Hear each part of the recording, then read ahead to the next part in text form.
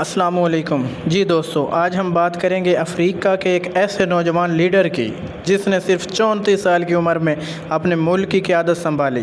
یہ ہیں ابراہیم ٹراورے، Burkina Faso کے عبوری صدر، جنہوں نے فوجی بغاوت کے ذریعے اقتدار حاصل کیا اور اب پورے افریقہ میں ایک انقلابی شخصیت کے طور پر جانے جاتے ہیں۔ اب بات کرتے ہیں ان کی ابتدائی زندگی اور تعلیم کے بارے میں۔ ابراہیم ٹراورے 14 مارچ 1988 کو برکینا فاسو کے قصبے کیرا میں پیدا ہوئے۔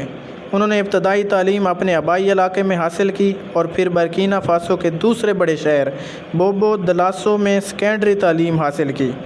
2006 میں انہوں نے یونیورسٹی آف اوگاڈگو میں جیولوجی کی تعلیم حاصل کی اور 2009 میں اعزاز کے ساتھ گریجویشن کیا۔ فوجی کیریئر اور بغاوت: 2009 میں فوج میں شمولیت اختیار کی اور 2010 میں باقاعدہ طور پر برکینا فاسو کی فوج کا حصہ بنے۔ انہوں نے مراکش میں اینٹی ایئر کرافٹ ٹریننگ حاصل کی اور 2014 میں لیفٹیننٹ کے عہدے پر فائز ہوئے۔ 30 ستمبر 2022 کو ابراہیم ٹراورے نے سابق عبوری صدر پالی ہنری کو برطرف کر کے اقتدار سنبھالا۔